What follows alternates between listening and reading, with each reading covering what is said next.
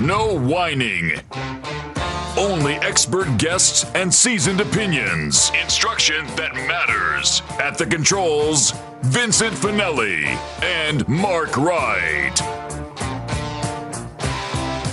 Welcome back to USAPrepares.com, and this is a no whine zone because we have Jeff Olsen from Missouri Storm Shelters joining us on KWTO 560 AM, the Talk of the Ozarks.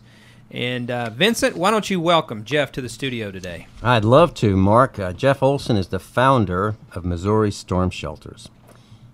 His company has storm shelters that are sold in 22 states. That makes them a nationwide company. Jeff, welcome. Hey, Vince.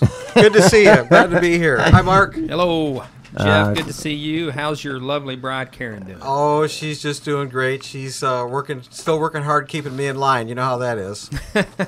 Jeff, I understand that a lot of people are buying storm shelters today. Can you give us an indication of who buys storm shelters today? Well, we've been doing this. We're into our 9th year now, and it's primarily baby boomers and retirees as far as individuals that are buying storm shelters, as well as younger couples that have children. So our primary market is the residential market. However, we've also expanded into large corporate areas. Some of our customers include Whiteman Air Force Base, Google, Walmart, Caterpillar, DuPont, Archer Daniels, Midland, Microsoft. So we're getting tremendous exposure to these large companies, and they're coming to us because we're a member of the National Storm Shelter Association and are able to provide that seal of quality verification that they insist upon having. So when you say that these large corporations are buying storm shelters, are they the same type of storm shelter that we would be buying? Yeah, actually they are. They're just a little larger version of it. Okay. So is this something that they have in their corporate offices that they want to use to protect their intellectual property? Those people that make the companies run, is that what they're doing, as well as everybody else that works in those companies? Well, it's not just for the higher ups in the company. It's for everybody. No, I realize that. Yeah. Mm-hmm. So they have multiple locations with multiple storm shelters. Is that what they're doing? That's correct. Yes. Okay. Yeah. And so, if these are the same type that we would be buying, what different types of storm shelters are there? I know that at the expo we had many different kinds. Can you tell us what the different types of storm shelters are, so that our class will understand that there's some that are inside, some that are outside, some that work for existing construction, and some that are for new construction? Sure. Help us with that. Sure can. Well, of course, decades ago, maybe even more than 100 years ago, especially out in the rural areas, you'd see farmers that had built in their own storm shelter out in the yard, where it was kind of a dome-shaped unit covered with earth and a couple of wooden doors on, basically the Wizard of Oz type storm shelter. Mm-hmm. And those outdoor in-ground storm shelters are still very popular. Of course, they're refined now. They've been engineer evaluated, debris impact tested, so we know they're going to withstand storms at least to an EF5 category. And so those type of outdoor shelters are still available, and people really, really enjoy having them. However, the trend over the last 10 years, and especially over the last 5 years, has been for above-ground tornado-resistant safe rooms. And this is mostly what the large corporations are buying for their employees, schools, other businesses, and individuals. As a matter of fact, my wife and I have a safe room in our garage and absolutely love it. So, are you saying that there are different types of storm shelters for different situations? That's correct. Okay. So if I lived in a neighborhood, for example, and I had pre-existing construction, and let's say my home were 20 years old, what would I need to be thinking about in terms of a storm shelter for my home? Where would I put it? Let's say I have a half an acre. Well, I think the first thing you need to be considered with, I should say, is number one, how many people are you planning on having that storm shelter be able to hold.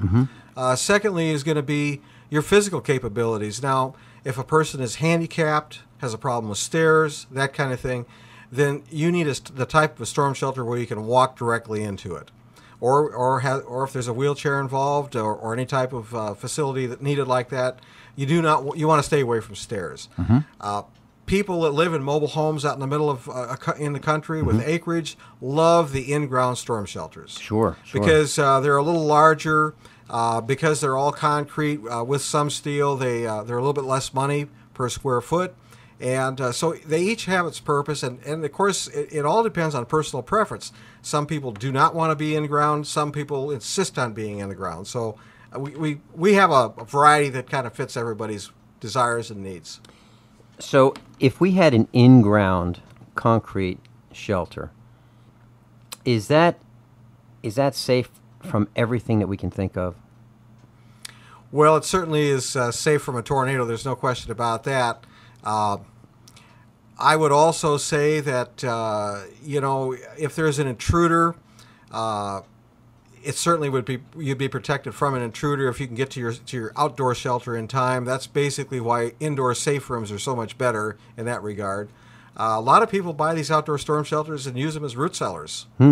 So the temperature stays constant? Temperature's pretty constant. We've never heard of one getting below freezing in the wintertime, and in the summertime, they stay nice and cool. We've actually had some of our customers tell us that they've slept in their in-ground storm shelters during the summertime when they lose power. Wow. So if my wife gets mad at me, I know where I'm going. But let me tell you, there's one thing about our shelters. It's called the world-famous husband safety feature. Now, what that is you can padlock these shelters shut from the outside. So, if you have things in there you want to lock up, that's fine.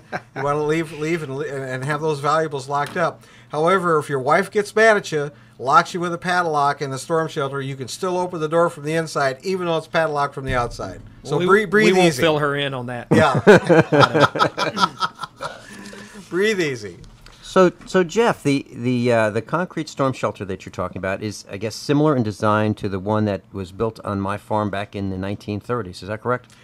I would say so, yes. It's just more refined now, and of course, engineer evaluated, debris impact tested, and the ones that we carry, of course, are all certified. Class, I can tell you that the one that we have on our farm is still there, and it feels really good when you go in there and close the door. It's a great, secure, and safe feeling. Jeff, I see you like the steel storm shelters. Can you talk about those? Yeah, there's a very interesting history with these above-ground family-type safe rooms. Back right around 1970 or perhaps 71, Lubbock, Texas, which is home of Texas Tech University, world-famous engineering center, was hit by an EF5 tornado as well as other multiple tornadoes on the same day and literally devastated the town. And an engineer at Texas Tech by the name of Dr. Ernst Kiesling designed about a year later the world's first above-ground residential walk-in safe room. So that was roughly 40 years ago. So there's been 40 years of engineering and science technology in the development and construction of these safe rooms. So are they welded together? Are they bolted together, or do you have a choice? Well, you have a choice. Primarily, most people buy the welded together units where they're brought in completely as a self-contained unit, installed in about an hour and a half. A lot of times we'll put them in the corner of a garage, on a patio slab, in an outbuilding, for example, as long as it has a good solid concrete slab. But there's also the bolt together units. We installed a bunch of these at Whiteman Air Force Base in their basements of their base housing because these can be brought in piece by piece, excuse me, and then assembled on site in a matter of a few hours. And there's also an above ground outdoor concrete walk-in safe room as well. I've been in your showroom, and so has Mark. As a matter of fact, you were so busy one day that we were there that people thought that we were part of your sales staff and were asking us questions. Yeah, what is it? I go into Walmart and people say, "Hey, can you help me?" I'm like, "Do I have that kind of face?" I'm wondering. Well, we were helping some of your customers there.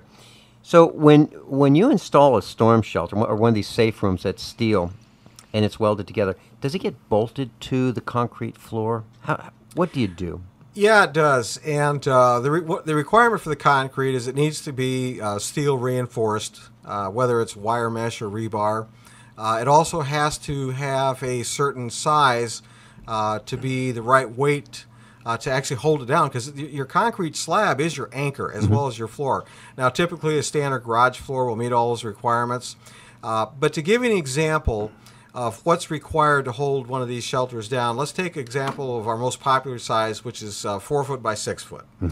Now, according to the wind engineers, if an EF5 tornado hits that shelter head on, it's going to put about 5,000 pounds of force pushing or pulling on the storm shelter sideways, about 5,000 pounds of force trying to lift it straight up.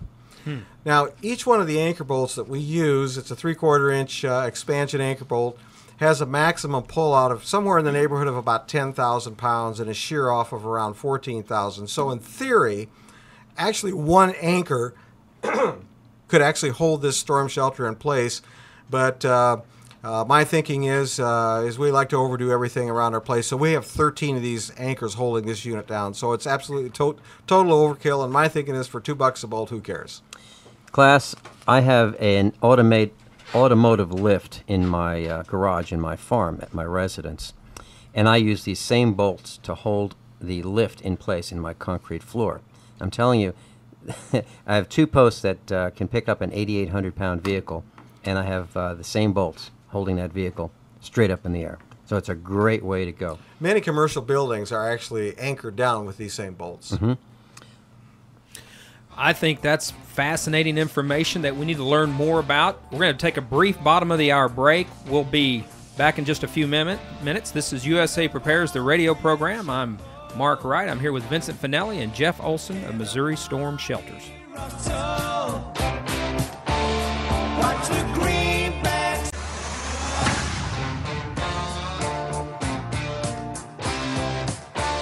Please return to your seats. Class is now in session at usaprepares.com.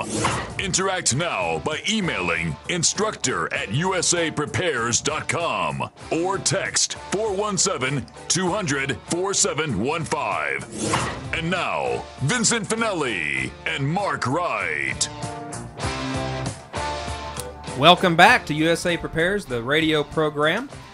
You're listening live on KWTO 560 AM, the Talk of the Ozarks. I'm Mark Wright, and I'm here with the original survival economist, Vincent Finelli, and we are speaking with Jeff Olsen of Missouri Storm Shelters out of Nixa, Missouri. And we have some fascinating information that we're relaying to the audience today. Talk about preparedness. When you're talking about Missouri storms, Vincent, you ought to be talking about preparedness, and there's nothing you can do better to be prepared than have a storm shelter. Right you are, Mark. And Jeff, we were, just before the break, we were talking about bolting the safe room down to the garage. That's right. To the garage floor, so that it won't move. Now, I have a fear, and that fear is what happens if the garage comes down on that safe room? That's a great question. I'm really glad you brought that up. You know, when I was at Texas Tech University, one of the times that we were there getting shelters tested and engineer evaluated, I was talking with one of the engineers, and he basically put it to me like this. He says, Jeff, he says, it's the shelter's job to protect you and save your life. It's search and rescue's job to pull the debris off the shelter. That makes a lot of sense to me. Let's talk about the door. Your door opens inward. That's correct. And why is that? Well, when we designed these shelters, I never liked the idea of a door opening outward because, you know, my gosh, you get hit by a storm and there's debris piled right outside the door. You're going to be waiting for a while for search and rescue to pull that off. So we designed our door with 3 1-inch solid steel latch bolts and a 3-inch throw holding that door shut to open inward, so that the chances of the person or people inside that safe room getting out are pretty good. We've also got a couple other safety features on there too. The air vents for breathing are actually in the door skin itself, which is 3/16 of an inch, but they're covered with steel deflector plates which have their own ventilation system in. And these deflector plates are bolted on,